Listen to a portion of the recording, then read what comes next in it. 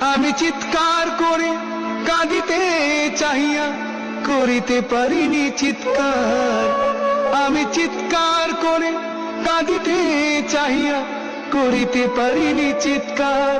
বুকের ব্যথা বুকে চাপায়ে নিজেকে দিয়েছি ধিক্কার।